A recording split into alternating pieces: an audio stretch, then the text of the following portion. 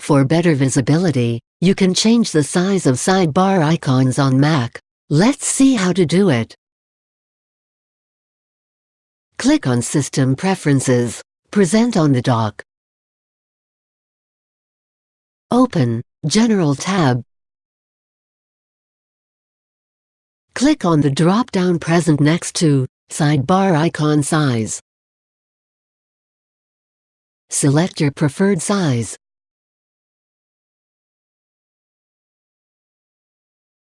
Now, the sidebar icon size has changed.